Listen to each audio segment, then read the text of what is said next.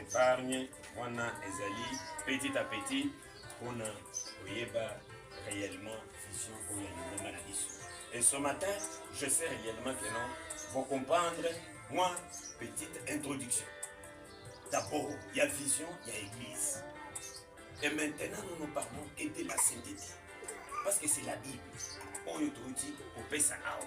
1 Pierre, chapitre 1, le verset 15 à 16. Et il dit sonini ce matin que mon peuple, vous devez être saint. Mais vous venez boy, quand on y aller. Ah, est-ce que nous faut comme nous santo? Oui, pourquoi nous sommes le lengue? Mais la Bible dit ici. Ils sont tangués out. Quand on parle verbe être, la classe, c'est-à-dire Zambé, les oeufs de Sayou, qui you, au Sala au Santo, Azoé de Sayou, Yo Fani, Azoé de Santo, Yo ne au Sala au Santo. Dans la Bible, Paul, avant les logos de son, maintenant, lisons la Bible de Saint Paul. Azaki sort, Charles, oui, bien. L'écoute, il y a un autre qui a été dans mon kilo, et pour vos tamans. Otikala kosala ta masumu ya keyo atubata mukimbeli boyi nano otikala kosala kote mais ye azalaki mobu suicidaire oyo boyoka keno bakuluna bakataka bato babomaka wana il était comme ça abanda koboma na bana nzambe pour persécuter mosala nzambe Paul mais tango kotanaki na lumière et aujourd'hui la Bible nous parle Saint Paul Saint Matthieu Saint Jean Saint Luc. C'est-à-dire bazalaki bato ndenge bovandi boyi bazalaki banyama te ou bien bato esprit. Parce que molimo ndenge ezalaka wana oyo balobaka no molimo eliaka oboye na boye te la parole c'est ça bili ya molimo parce que nzoto oyo ndenge evandi boye ezalaka nzoto komona boye na minute mosusu ebandi olemba awa kana mwa baloba moke elingi elala parce que eza nzoto eza oyo ya putuluputu eza ta mabele te putulu c'est ce que la Bible nous dit. Nous avons été tirés de la poussière. Mais on a soufflé dans nos narines et nous sommes devenus des êtres vivants aujourd'hui, selon sa parole. Et c'est pourquoi ce matin, il peut essayer aux saints. Et comment devenir aussi une sainte ou bien un saint ce matin? C'est en déclarant nos péchés bibliquement. Nos péchés. On doit se séparer avec le diable, avec Satan, tout ce que nous pouvons connaître que non, oh ils ont soum, oh que non, comme la massane, ils ont soum, parce que nous c'est la Bible. Les Corinthiens et le Bélian, bateau d'Amela Kamasan. Ils n'entreront jamais dans le royaume. Ne vous y trompez pas. Bateau Yalokuta, bateau Sarakilumba. Tous ces gens-là, les impidiques, les idolâtres, tous ces gens-là, ne vous y trompez pas. Parce que c'est la Bible qui nous dit. Et quand on va se séparer avec ces choses-là, surtout quand et tu viens dans sa présence, parce que Zabul, Alingakate, et non de Tovandi Boli, on tient pour les Alingakangoti. Ceux qui ont été pour les yo, Kala de Moya Songolo Pakaraboya, en tout cas, il y a Sony. On tient qu'à Liganda, Bois, Moni et Kakaboye, Zabul and Dewan, après que Sonia Potika, you are Zonga Kalisu. Parce que au Béli, on a polé, on a passé les bossus avec tout Nyos. Au Kabonina Masumo. Et maintenant, on vous déclare saint où? Donc, on déclare au saint Wapi. Parce que la Bible nous le dit. Et ce qui sera lié sur la terre. Et là aussi, on va aussi lier. Non, c'est ça, bandela kakaona. Et pour bandela kuna na lola. Parce que nous sommes toujours là, la kakaona nous badi copie. Quand on vous déclare saint, c'est ici sur la terre. Parce que ceux qui les ont reconnus, moi, dans l'exemple, le santo ya solo, et pour bandela les awa, ne to komona pour santo ya ngo. Donc vous allez dire que non, mon kolo kokufa. Non, parce que bah oui, bah kufa bah kenda, tout tika la komona bango le sous-sauté. C'est pourquoi c'est un mystère caché. Ceux qui ont zongé le sous, ce sont des esprits. Ceux qui m'ont confié, c'est fini. On va dire que non, Natango Liboye, Abimele, Lokuta, Milimu Mabe, ceux qui ont mon nata, on va les noms à Kofi, à Romeo Zongelon Nanda, Maman, Bondela. Parce que l'air à Kofi, et c'est fini, à KIP, Nakimignon, sur votre bacano, que ton âme repose en paix. Mon dossier qui est Nakimio, Zolinga, ce sont les monnaies sous Négué. Et là, Milimu Mabe. C'est clair dans la Bible. ngai nazo répéter kaka soki olingi ozwi mokanda eza liboso na yo ya kofungwama otanga soki eza ya solo ou bien eza ya solo te. Vous aussi soyez saints dans toute votre conduite selon qu'il est écrit dans sa vie. Selon qu'il est écrit. Vous serez saints dans toute votre conduite selon qu'il est écrit. Vous serez saints car je suis saint. L'église de la sainteté du Dieu vivant est organisée en division selon le ministère de la sainteté dans chaque ville, parce que la mission, elle est mondiale. Dans chaque ville, nous avons commencé par parcourir le Kasaï oriental, où il y a déjà 3 églises. C'est-à-dire ils seront 5. On a déjà laissé de l'autre côté. Division 1 est déjà, et division 2 et division 4 de l'autre côté déjà. Yamonde, Toye, out. Toujours dans cette continuité, Yamosalawa. Le ministère de la sainteté a pour mission, mission, Oyo, Ezalina Kati, ya Lingomba, ya sainteté. Ya basantu, Denge Bofandi Boy, et Sengeli Bomi Yeba. Et tout d'abord, nous sommes adhérés dans l'église de la sainteté. Quelle est la mission, quelle est la vision de cette église? Ça nous amène où? En enfer ou au ciel? Première mission, vous devez comprendre très bien, d'enseigner. D'abord, c'est la parole. Nous, d'abord, c'est Dieu en première position. D'enseigner le peuple de Dieu à vivre dans la sainteté, selon le message que Dieu a révélé. C'est dans sa Bible. À son serviteur, le saint prophète. Ce n'est que la sainteté. Première mission. C'est-à-dire, nous, Dieu d'abord, dans toutes choses. Pas les biens matériels, pas l'argent. La Bible ne nous dit pas ça. Tout cela, ça va vous suivre si vous allez mettre le Dieu saint dans la première position. Très important. Deuxième mission, de partager notre pain avec celui. Nous sommes une église basée sur l'amour du prochain. Comme la Bible nous le dit, nous devons aimer, aimons-nous les uns et les autres. De partager son pain avec celui qui a. Troisième mission, de donner un espoir aux enfants orphelins et aux sans-abri. Et l'orphelinat, c'est déjà de l'autre côté, là où nous avons passé déjà, où il y a des orphelins. Mais ici, nous sommes au début, pour planter d'abord le ministère du Christ. C'est dans tout le 24 communes que cette mission doit être plantée, parce que c'est l'esprit qui travaille, ce n'est pas la chair. Ça, c'est troisième mission. Quatrième mission, de prendre soin des enfants orphelins et aux sans-abri.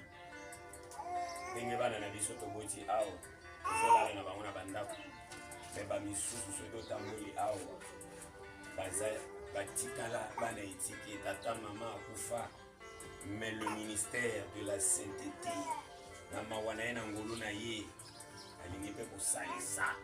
et comment faire tout cela? C'est dans la mission de l'église, où tout cela est dedans. Premièrement, c'est notre Dieu qui est aux commandes, la parole. Et tout ça, vous allez les trouver comme vous êtes assis là ce matin, dans sa présence. Ça, c'est quatrième mission. Cinquième mission, de donner à manger et à boire aux enfants orphelins et sans-abri. Nous sommes basés sur l'amour du prochain.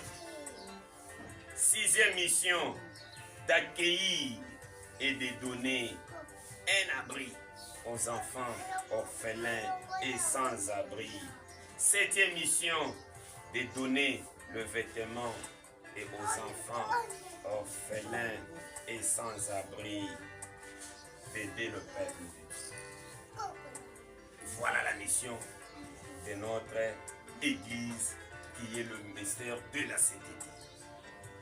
Écoutez maintenant notre salutation, parce que nous devons connaître tout et dans la parole. Comment le peuple saint se salue. Tokutani boye, tokopesa na mbote ya lolenge nini.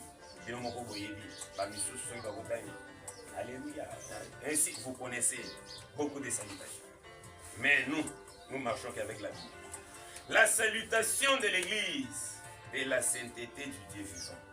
Le membre de l'Église, tel que vous êtes là assis ce matin, le membre de l'Église. Nzambe tokosenga liboso na yo nyonso oyo tokosenga na kati ya bomoi na biso papa tala bapate na yo yawe tala bana na yo nkolo yawe bazalaki ya kolala yawe balamuki bakusani mpona koyoka liloba na yo papa ete tika yo memakilia na mabota na bango papa yawe natiki tonga lelo na maboko na yo papa yo nozali nzambe na kombo na yesu biso tolobi ete gloire et louange à toi Seigneur Jésus-Christ tobeteli nzambe wana bakoto.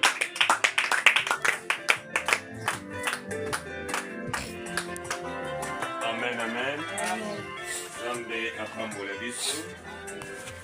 Ebi ete toleki moma malamu ya libondeli na tongo na biso ya lelo. Ebi ke ndenge boye liboso ya Nzambe. Boye liboso ya moto te. Po ete tozalaka na une ya prière chaque matin. Tozalaka na 30 minutes ya kolendisa bana na Nzambe. Que l'air tout coupima. Nous allons quand on a poussé, on a dit si quand nous sommes comme ça, parce qu'ils allaient malam au bandakana Nzambe journée. Il est tout nyonso dans mon téléphone parce que nyonso tous allés pour moi un jour de koleka.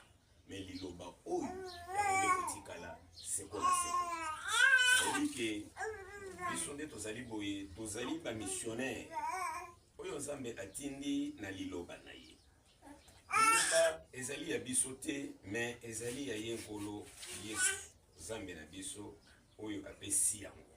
Ezali na makomi oyo tokotanga na tongo ya lelo ya mbo tobanda nanu kotanga makomi tokopesa nanu vision ya lingomba oyo ekoti na engomba mokonzi Kisasa. Parce que esengeli oyeba d'abord que le sang et kaka boy mais il y a lola ou bien les salis à solo il ensemble parce que les lots ensemble comme il est bien toi la musique boy na tongo bala moko yo kana ndako ensemble oh na lolengeli oui ta mususu ensemble pese révélation mais yo yebite et sengeli atali sedino sikoyo il y a solo na makomi que ezali yango ou bien yango te tozomona makambo ebele ezoleka na mokili. On va repasser dans le programme de biso, il y a église. L'église de biso est bengami na Congo ya ministère de la sainteté. Église de la sainteté du Dieu vivant. Pourquoi église de la sainteté? Et ça m'a fait au Canada Nzambe to kotanga yango. Parce que au santo les amis na biso asenga biso tozala ba santo. Ezali ngaite, ezali yote, ezali songolo pakalate mais ezali makomi na ye nde tokotanga yango. Boyoka sikoyo introduction ya église de la sainteté. Parce que biso a besoin de melanger au centre. Parce que Nzambe na biso ezali mo centre. Tokotanga lisusu kaka na makomi na ye. L'église de la sainteté du Dieu vivant est dirigée par le saint prophète Thierry Ruffin Kokoba, qui réside aux États-Unis d'Amérique, plus précisément dans la ville de Philadelphia, État de Pennsylvanie. Elle est mariée à notre maman Anastasie Kapinga Kabangu. Le saint prophète Thierry Ruffin Kokoba est le porte-parole de Dieu. Il y a des amis. Nous devons suivre très bien. Il est le porte-parole de Dieu, mis à part pour annoncer la sainteté de Dieu. Dieu nous rappelle à travers notre saint prophète de sa sainteté. Dieu veut que nous, ses enfants, nous puissions vivre dans la sainteté. Parce que nous sommes à lui. La sainteté de Dieu, au santo et ensemble, est caractérisée, imprégnée dans sa nature.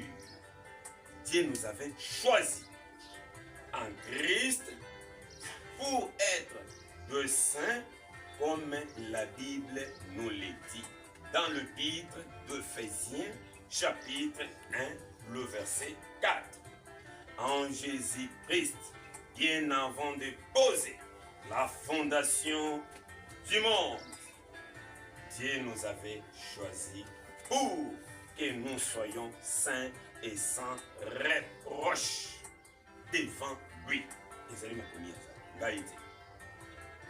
Dieu dit aussi aux Israélites dans le livre de Lévitique, chapitre 20, le verset 26. C'est toujours dans la parole. Vous serez saints, tel que vous êtes assis là. Vous serez saints pour moi, l'Éternel est Dieu. Oyo basakolaka ke ete génération oyo ezali kozala ya kobeba kasi biso na Yesu Masiya tokolonga kozala génération moko béni. Yango na ntongo ya lelo tozobebisa nyonso oyo ezali ya yo te dans le nom de Jésus. Bana kobebisa beleme, bana kobebisa nyonso ya mabe, bana kokata balie sataniki na libota na yo, bana kokata ete banzete nyonso bie basi ya loni, bana kobebisa, bana kokweyisa bahotel satanike nguye nyonso ya mabe oyo etelemi na bomoi na yo, bana kokweyisa awe na lola ezame na lola. Papa nzambe abikamwa, papa nazali kobebisa yango, nazali kokata yango, nazali kokata yango, nazali kokata yango na kombo na Yesu. Nakati nyonso ya mabe, nakati nyonso ya mabe, nakati nyonso ya mabe, oyo nyonso ya séparation, oyo nyonso ya séparation, oyo nyonso ya séparation, oyo nyonso ya badivision, na kombo na Yesu, na kombo na Yesu, na kombo na Yesu, na kombo na Yesu. Papa na bebisi yango, na bebisi yango, na kombo ya lelo, na bebisi yango, na kombo ya lelo, na bebisi yango, na kombo ya lelo, na bebisi yango, na bebisi yango, na kombo ya lelo, na bebisi yango, na kombo na Yesu, na kombo na Yesu, na kombo na Yesu, na kombo na Yesu, dans le nom de Jésus, dans le nom de Jésus, nazali kobebisa, nazali kodétruire. Yahweh, nazali kobebisa, oyo ezali ya yo te, oyo nyonso esalaki, oyo eseki na ntongo ya lelo, na nzela ya ministère du vivra, oyo bia basili koprepare, papa nabebisi yango, nakweyisi yango, nalongoli oyo nyonso ezali ya yo te, oyo napikoli yango, Yahweh nazali kokata yango na ntongo ya lelo, na ntongo ya lelo, nazali kobebisa yango, dans le nom de Jésus, na kombo na Yesu, dans le nom de Jésus, na kombo na Yesu, dans le nom de Jésus. Au nom de... Oui, bien aimé, na évité eloko nini dérangeaka yo, yo moko oyebi. Na évité problème nini oyo etungisaka na vie na yo, yo moko oyebi. Yango na ntongo ya lelo ozokende kosolola na nzambe na yo. Parce que makomi elobi na Jérémie 30, verset 33, verset 33 à 3. Invoque-moi et je t'annoncerai des grandes choses cachées que tu ne connais pas. Bien-aimé, le lenge tokoriki kosolola na nzambe na biso ba problème ezali na losambo. Yango ozoki olobi na nzambe no tala ba problème na ngai. Tala problème a vie na ngai. Ngai te parce que ngana sana solution kopesa yo na ntongo ya lelo te. Nazali na eloko o nakoki kopesa yo mbongo. Kasi mbongo ne ko résoudre ba problème na yo te. Kasi nzambe na biso na nzela losambo. O tokati ba pongi na biso na ntongo bien-aimé. O totikaki nyonso oyo tokoraki kolala tokora bana koloba parce que yo moko zali mo sakola vie na yo na ntongo ya lelo. Toboneli na lelo de Jésus. Yahweh na lola nzambe. Papa, yo ne oyebi nyonso ezali koderange biso. Yahweh ngai nde nayebi. Yahweh tala ete nzoto. Papa yo ne nzambe. Papa yo ne oyebi bapasa motema kolo. Papa yo ne oyebi basolution ya bana na yo. Yo ne opesaka basolution. Papa pesa solution na bomoi ya nzambe. Yahweh na libota nanga na ntongo ya lelo. Oh Jésus na ntongo ya lelo. Yahweh na tongo ya lelo yo nzambe. Papa yo nzambe. Papa yo nzambe. Papa yo nzambe. Oh chéri. Papa yo nzambe. Yahweh tala moko na kasi na biso. Papa moko na tongo lelo alinga et comment on attend à l'élo, après qui pour la présence de la Yossambe. Là, il peut atterrir la présence de la Yossambe. Papa, boso na yo nsambe ndeko asali sacrifice na ntongo ya lelo yawe yo no olobeli yawe yo no oloba na ntongo ya lelo papa kota ete problème ya ndeko moko na ntongo ya lelo yawe epesa solution na baproblème na nzela ya maladi na nzela ya bapauvreté na kozanga kobota yawe yo no opesaka solution yawe tala maladi edumeli durable papa yo no opesaka solution yawe tozali ete na assurance liboso na yo nsambe papa tozali na assurance na yo nsambe yawe tozali na assurance ya bato ya mokili te car tozali na assurance na yo nsambe papa biso totalelaka yo papa yo ozali ete alpha mpe omega yo ozali ete le chemin de la vérité et la vie ezali nde yo nsambe yo ozali ete mai ya bomoi yawe na ntongo ya lelo yawe na ntongo ya lelo biso bana na yo biso bampate na yo topusani liboso na yo nsambe ya kopianola yo susu baposa ya motema yo oyebi baposa ya motema nsambe avake biso tosenga yo oyebi nsambe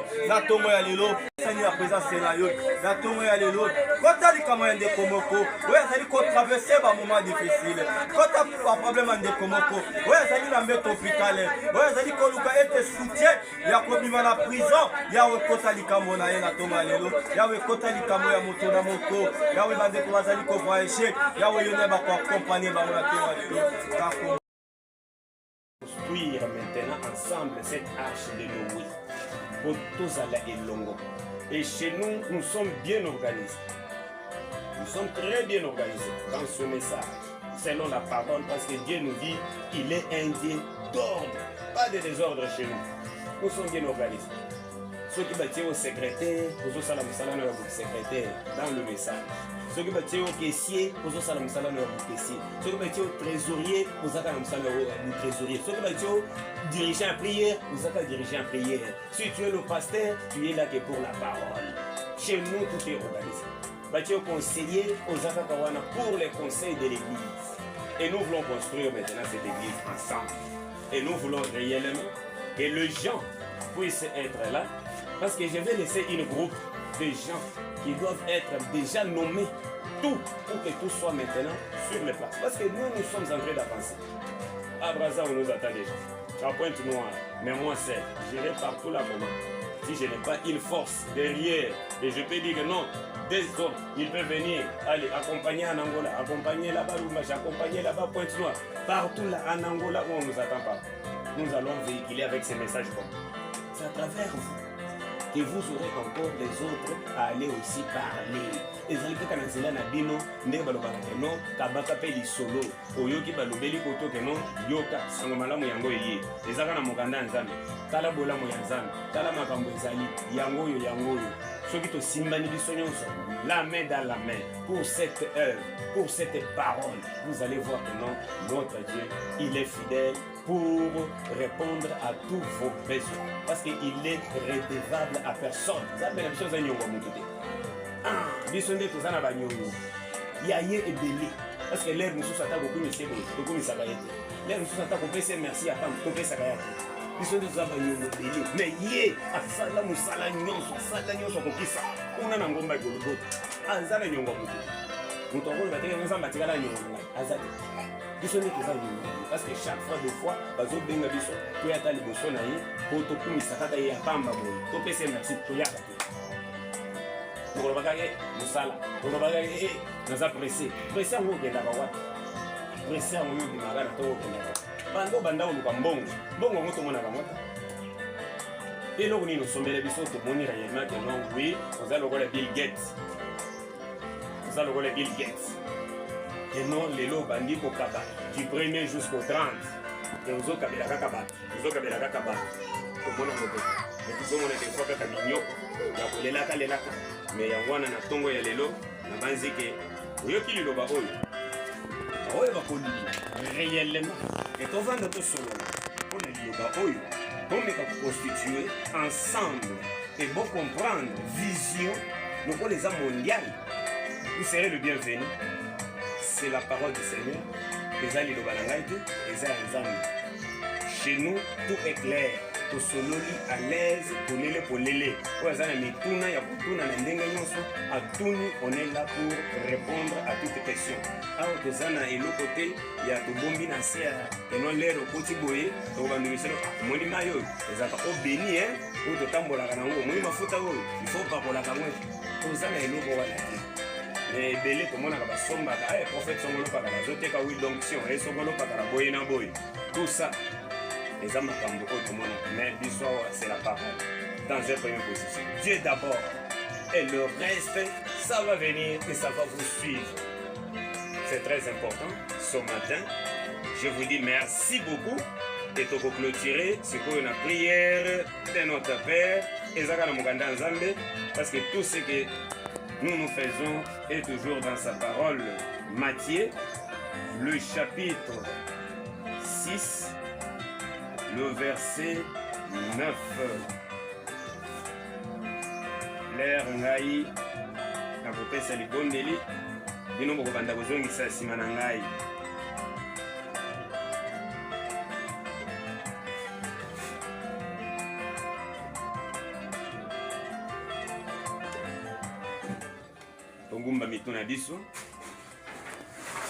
Notre Père qui es aux cieux, notre Père qui es aux cieux, que ton nom soit sanctifié, que ton nom soit sanctifié, que ton règne vienne, que ton règne vienne, que ta volonté soit faite sur la terre comme au ciel, que ta volonté soit faite sur la terre comme au ciel. Donne-nous aujourd'hui notre pain quotidien. Donne-nous aujourd'hui notre pain quotidien. Pardonne-nous nos offenses, comme nous aussi nous pardonnons à ceux qui nous ont offensés. Ne nous induis pas en tentation, mais délivre-nous du malin. Car c'est à toi qu'appartiennent, dans tous les siècles, le règne, la puissance et la gloire. Amen. Malembe, si on peut comprendre parce que mission est mondiale. Mission est mondiale. Les autres, vous allez en prier na 15 heures ici. Pour 2 heures du temps. Et avec maintenant les enseignements, on va couper ces discours par lui-même, notre saint prophète, pour enseignement, et ça basé na Bible ou bien ça basé na Bible. C'est un peu, c'est là un tout petit peu. Mais que tous aussi c'est parce que tu gali na 8 minutes pour aussi ça na tongo awa le sambo la biso. Na banzi ke toti kotanga na mukanda ya Job. Job a ici sur nous. As-tu déjà venu le matin? As-tu montré sa place vers l'aurore? Dans la seconde à tongo ya le lokoye au bondeli zambi. Yo moko yebi makambo yebi si zambi na tongo. Zambi na ko salela yo ndeni kaka na kondima na yo. Ya maloba oyo biso totangi a yo nde okotia kaka kondima na yo. Ozala likambo. Merci. Et comme on les a sentis que non, là il n'y a pas que non, là imposé ma mot. Yo bondé, Jésus a bandé comme ça va tenir. Tu as un problème, oui. Est-ce que tu crois? Oh, il doit dire autant que les âmes ont commis un âme. Oui, je crois. Nandimi, ok. Et ça les met là, on va la conduire. Et si, comment il peut m'autoriser, comment il peut m'autoriser, ma camnaye est fondouani. À partir de la foi. Nous marchons avec la foi. Puisque tu es bagaté que nous, les lots oyo, message oyo à sainteté, et zalaki na Bible oyo, ou takala. Bato bazalika ka kotanga ya chaque fois. Mais ko salela li komi oyo, na mangomba, et izali susuta. Bosanto lelo ezate. Tozo tambola, tozo mona bisonyo sur réellement que non, en tout cas bosanto ezate. Parce que bana nzambe lelo, ba bebi sani na makambo, ya ndenge na ndenge lelo oyo. bosanto eza lisusu mais ntango toye sikoyo eza po to réveiller bana nzambe wana oyo bazalaki na kati ya pongi po lelo oyo bayoka ya solo ke oui nous pouvons être aussi des saints lelo tozotanga au Saint Pierre au Saint Jean au Saint Matthieu au Saint Paul oyo wana boyebi ye bien azalaki nani mobomi lelo mosusu oyo tikala koboma te mais ye azalaki mobomi suicidaire lokola bakuluna oyo bakataka bato maboko basalaka nyonso wana boyebi mais lelo akutanaki na pole na lumière nzambe achangeaki lelo oyo tokomi obenga Saint Paul. C'est pourquoi nous on nous appelle des saints. Il est le Saint Fabrice. Comment devenir un saint aujourd'hui? Parce que nous sommes dans ma famille en Zambé. Il faut se séparer avec le mal, avec le péché. Et cela est publiquement. Parce que Zambon de ceux qui au télémika liboso a. Bana Zambé. Ngayo ndebo mona bo. Tala bo moina ngai. Ndenga nazali ko tambo. Na lekena banda ko ya lo sambo. Nazaki moto mabe. Nandako moto mabe koyiba kosala boye makambo nyonso mabe bandaka kosala yango mais chaque fois bozomona na mokanda na seli petelo mon santo et makambo ya mabe ce que le bélango liboso ya Nzambe et la Bible nous dit tout ce qui sera lié sur la terre même là au ciel on va aussi lier tout ce qu'on va délier même là au ciel on va délier et Zande makomi biso toujours camarade makomi et chez nous c'est chaque samedi tu viens devant Dieu. Oya liboso muntu te parce que là mosusu ko lo batano le wala bakenda ka liboso ba sango atelemi liboso sango siko ya komika isa sango tembo sango ala lo belanga yi pona boya ko tete oya liboso ya Nzambe parce que oza liboso bana Nzambe ba pandi pe wana bazo tala yo et puis zabolo wana otie polele ndia kokima yo libele et on vous déclare saint ou sainte ici sur la terre ba bondeli pona yo ba kati ba lien nyonso wana et tu dois vivre maintenant dans la sainteté. Et l'air au Gozala Santo solo, mais au moment où l'âme y Nzambe oyo, y a pas santo que oui, il est le même hier, aujourd'hui et pour toujours. Parce que abonné na masu, parce que Nzambe la biso ya dinaka masu. Place masu mo ezali ya vanda kati. Aza molimo mo santo, parce que molimo mo santo place boso ezali ya vanda kati. Azali la colombe akolia biloko ekola te mais eyanganga korbo wana oboyebi wana akolia place biloko ekoli alie asilisi akei place biloko malamu alie lisusu mais colombe jamais nde molimo mosantu nde mwana Nzambe te mosantu ya solo en tout cas mpona biloko ya mabe ekokokota katikati na ye lisusu te parce que osi okoma mosantu yango wana na ntongo ya lelo nazopesa bino d'abord merci mingi parce que Namoko s'est présenté, le bosso na bino. Boyo ka siko mission oyo kokobanda kotika kabisika nyonso oyo osambo ekoza. Première mission d'enseigner le peuple de Dieu à vivre dans la sainteté. Première mission d'enseigner le peuple de Dieu à vivre dans la sainteté. Pour nous kotangisa libota na Nzambe, pour nous kobika na bosantu. Biso d'abord c'est la parole de Dieu, d'enseigner d'abord le peuple. Selon le message que Dieu a révélé à son serviteur. Na kotangisa na kaka na sango oyo Nzambe alakisi mosakoli na ye ou bien mosali na ye. Notre saint prophète, c'est quel message? La sainteté. Kaka bosantu. Mission ya liboso ya Nzambe liboso. Ndio mwana kabisa to banda kaka na tongo nyonso na yi. Biso to tiaka biloko d'abord à la deuxième position. Parce que wana za biloko ko banda ko landa. Yoka siko. Pour une mission oyo kokokuta na kati siko ya liloba. Deuxième mission. De partager notre pain avec celui qui a faim. L'église na biso eza basée sur l'amour du prochain. Akoki komona lelo mwana Nzambe aye awa. Azangi eloko menga na zana natali ye natika asala makambo na ye tete lingomba ya basantu te. Programme na biso eza wana oya kotuna soki okozala na nzala osengi mosanto mosusu aza na eloko ya kolia soki apimeli ye tokoyeba ye aza mosanto ya lokuta parce que mosanto ya solo akolanda makomi ya Nzambe oyo nyonso balobi. De partager notre pain avec celui qui a faim. Troisième mission. De donner un espoir aux enfants orphelins. Aux enfants sans abri.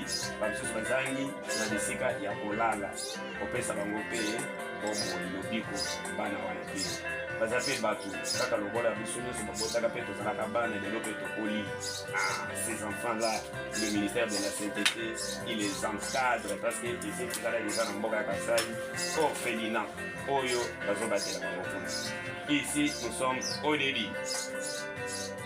Quatrième mission, de prendre soin des enfants orphelins et aux sans-abri. Mission ya Lingomba Oyo Yabasa. De donner à manger et à boire aux enfants orphelins et sans-abri.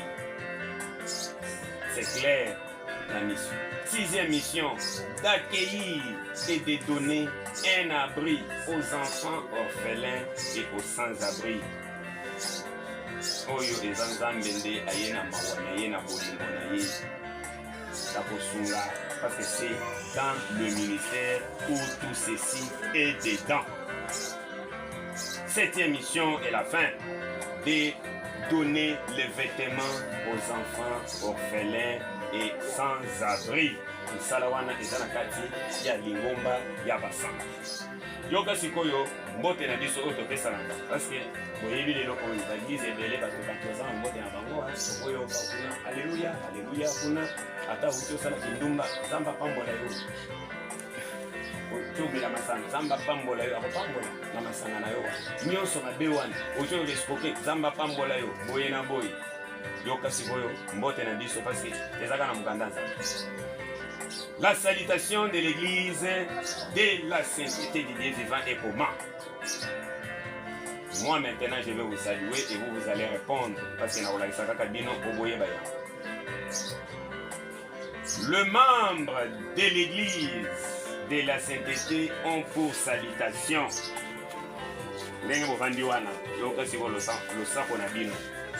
le Dieu vivant est saint.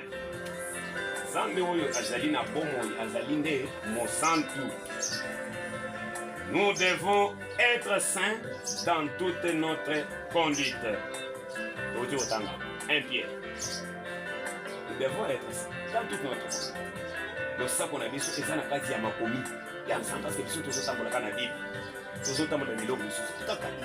parce que toujours croire de Genèse jusqu'à l'Apocalypse. C'est ce qui nous différencie d'autres peuples. Nous devons que non, le sac au yo kaka ya ngope na losambo mosusu awo nde tovandi bo azadi parce que tozaka na makomi botikala koyoka le Dieu vivant est saint. Nous devons être saints dans tout monde mis à part à Dieu pembeni pour annoncer la sainteté de Dieu. Dieu nous rappelle à travers des saints prophètes. Dieu veut que nous puissions vivre dans la sainteté. Parce que nous sommes à lui. La sainteté de Dieu caractérise en premier sa nature et Dieu nous a choisis en Christ pour être saints. Comme la Bible nous dit. Dans l'épître aux Éphésiens, le chapitre 1, le verset 4. En Jésus-Christ, bien avant de poser la fondation du monde, Dieu nous avait choisis. Yambo mokili oyo, Zamba tiataka mikoko nango, yimoko siakonaka biso. Il nous avait déjà choisis pour que nous soyons saints. Ça c'est la Bible, Éphésiens 1, le verset 4. Pour que nous soyons saints. C'est pourquoi nous ici, on nous appelle le peuple saint. Biso tozali basant. Et sans reproche devant lui. Sans reproche. Et au maman sans reproche devant lui. Dieu dit aux Israélites, Bana Israélites, dans le livre de Lévitique, Ancien Testament, chapitre 20, le verset 26. Vous serez saints pour moi. Vous serez saints pour moi. Ah, c'est ce que la Bible nous dit. Car moi l'Éternel, je suis saint. Oui, Yahweh, nous allons au centre. Et je vous ai mis à part. D'autres peuples, pour que vous m'apparteniez. Pour vous, enfin, l'apôtre Pierre nous parle dans sa première lettre. Partout. La sainteté. 1 Pierre chapitre 1, le verset 15 à 16. Mais puisque c'est lui qui vous a appelé ce matin, ce n'est pas moi, puisque c'est lui qui vous a appelé est saint, Azali Monsanto, vous aussi, Binopé, soyez saints, vous allez faire santo dans toute votre conduite, selon qu'il est écrit, vous serez saints car je suis saint. Eza yangaite ni ya prophète akomi yangote ezaka na mukanda zawe kongubuzuwa motangi bino moko. Église de la sainteté du Dieu vivant est organisée en division selon le ministère de la sainteté dans chaque ville locale parce que mission est mondiale. Là-bas, il y a déjà 3 églises qui sont là. Division 2, division 1 et division 4. Misat. Et c'est une église à la Mitam. Il reste encore Mibale. Et c'est pourquoi nous sommes dans cette même vision encore. Parce que mission est mondiale. La Braza, on attend encore cette émission. À Pointe-Noire, en Angola, là-bas, à Lubumbashi encore, on attend, à Lyon, partout. Nous sommes suivis à travers nos 2 chaînes que nous avons. Oui, tu es dans la chaîne de Semi-Balé. Et ça sur YouTube, sur les réseaux sociaux. Il y a un autre qui fait mini oyo, par téléphone, Android. Pour beaucoup de temps, c'est la réalité ou bien c'est la sonorité. Parce que tout ce qu'on est en train de filmer ici, vous êtes dit à travers le monde, le peuple saint. Si vous avez un lien, c'est LSTV de Saint. Beaucoup de gens YouTube, vous pouvez LSTV de Saint. Quand vous avez vu moyen vous le succès au moins Nzambe, au pasteur, ou bien au frère, au sœur, et ça les c'est là au dans l'église, à télémi bosso ya ni azo sale que protocole et yambelazo yambayo na elate la lati otaliba boyeno olobi kozana live. Mais oyo azo yambanga oyo. Pour apesa ngai ici que ozana hotel ou bien ozana what. C'est moi ça. Et c'est ngeli bata modèle ya bolata. Pour na réellement que non to puisa kata basali ngando. Makambo mususu eza nde biso moko tokendaka na milimo oyo tolamukaka nango ke nakei na mission mpona na tante. Amen, amen. Bana Nzambe lelo oyo baza tante na makambo ya ndenge na ndenge likolo ya nini parce que basali ya Nzambe bazokweyisama na elateli des fois misusu ya bana Nzambe na kati ya Lingomba. Yango nde bomoni biso tondimeli message ya basanto tokolata boye bozoloba keno est-ce que lelo basango bakomi lisusu kote ya lokola bato nyonso te biso toza basango te tokotangela bino na kati ya Biblia pona elamba oyo tozolata oyo eza tinique oyo mokanda Nzambe lobeli na Apocalypse tokotanga yango kaka poko ba me comprendre que non c'est une modèle oyo banganga Nzambe bazalaki ko elata na tango oyo nkolo Yesu na biso azalaka moto ata moko koyebisanga te que non robe ya Jésus oyo alataka nani atongela ya obi azalaka na baveste boni azalaka na moko bana Israël na kati ya esobe elamba moko pendant 40 ans eza na mokanda ya Nzambe. Et là-bas, c'est quoi tout ce qui va coûter l'air de sous. Parce que les sous, comment ça nous va sango, mais toujours comme terre, et ça est même sous. Bonibo, té, comme tanga kakao, au moins dans Nzambe, ndenge bazalaki pour lata, ata ceux qui bakei, pour bakuta na Nzambe, pour basolo la naye, bazalaki na modèle, oyo bazalaki pour lata, bazalaki ko banda lata dilate laté. Mais l'autre comme ceux qui gibe, ceux qui wear akei asombi festa songolo paka o koko ne pe pasteur akokende pe koluka elamba wana à l'équipe nango atali sope griffe oyala mais siko yebisa ngai bazaka kandenge mo bastar bango nyonso lelo oh namonaki alataki boye ngape lokola naza mwana nzambe il faut nakenduluka mpe kata elamba wana siko différence eza wana oyo bakoyeba keno oyo bana nzambe ya solo no oyo bana ya lokuta baza wana amen amen. C'est pourquoi tozokende koyebisa biso introduction na biso ya mokanda ya nzambe tozoloba awa keno na 1 Pierre le chapitre 1 le verset 15 à 16. Introduction de l'église de la sainteté. Église de la sainteté du Dieu vivant. Nde babengi losambo oyo tokutani na tongo. Église de la sainteté du Dieu vivant. Biso tozali na nzambe ya bomo oyo akufa te. Oyo ya bamosusu te keno banda akota na tombo alamukaka te mais chaque fois babondelaka ye o le Dieu d'éternel mais asi akufa otika ye asi akufa asala ya ye mosala o nzambe atindela ye awa na mokili asilisango akenda kopema bozobelela lisusu bawei mpona nini epekisami na kati ya bibi mpona kobelela bawei basala ta na ba Moïse asi akufa lelo oyo Moïse asa susu te otobelelaka nzambe amosa. Oui, il était le Dieu de Moïse, il a marché avec Moïse, c'est la Bible.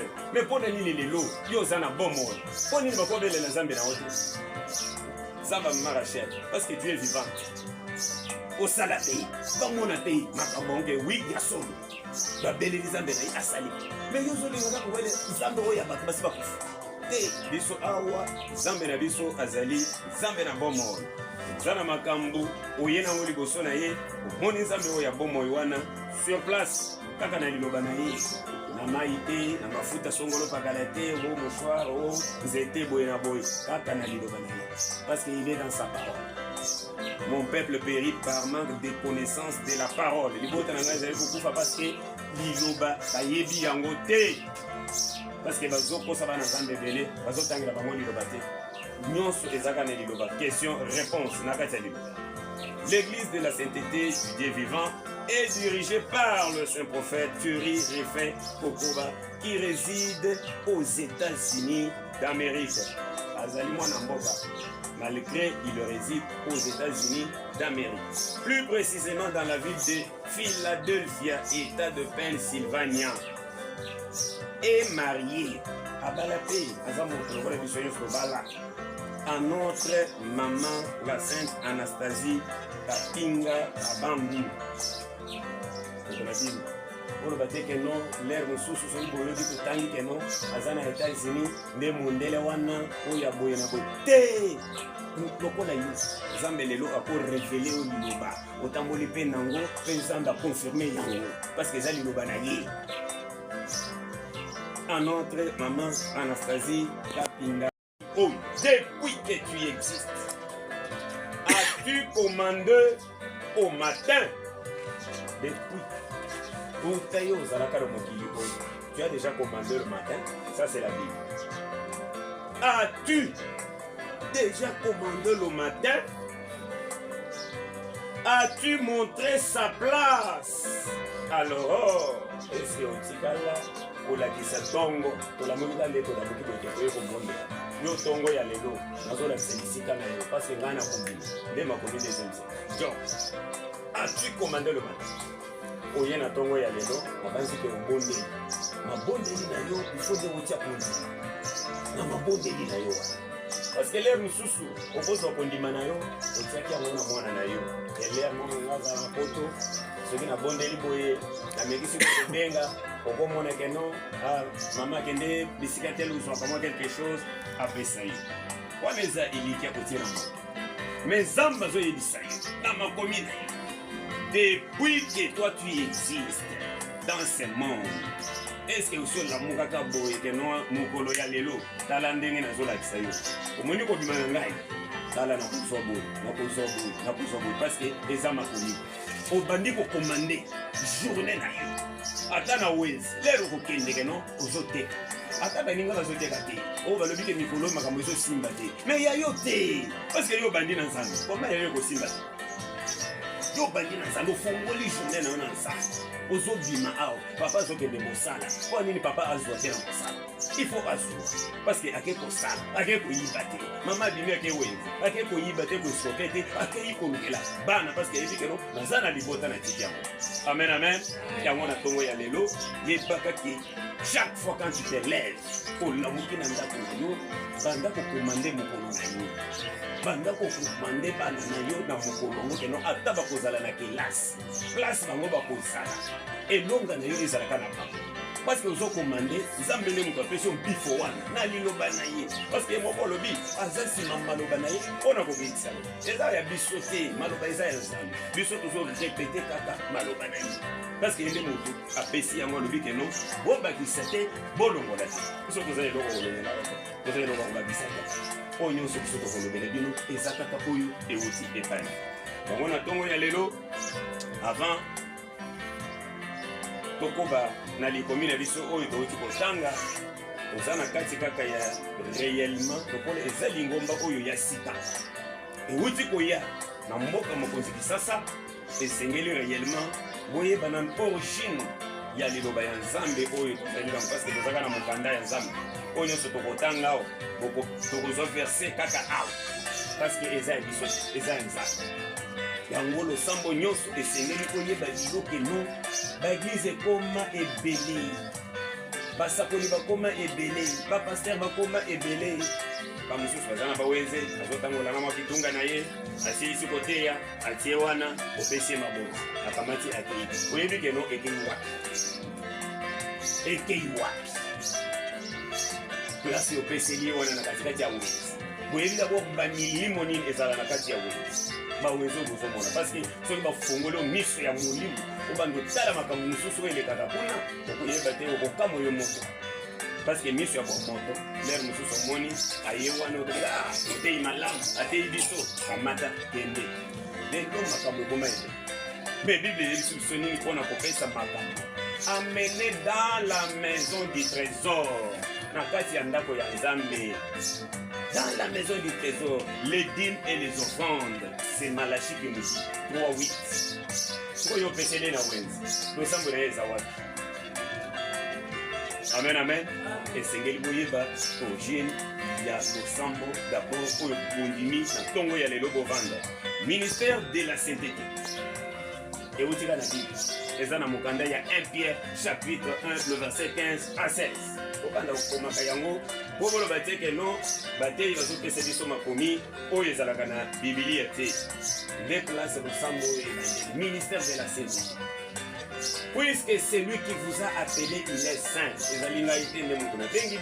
Mais c'est la Bible qui nous dit, puisque celui qui vous a appelé, il est saint. Vous aussi, soyez saints dans toute votre conduite. Nous sommes venus avec la sainteté. Nous sommes venus un message à vos centres. Nous dit que les lots et vos centres, les alliés sous les alliés sous au petit pasteur, na ndenge na ye, au petit bandini, na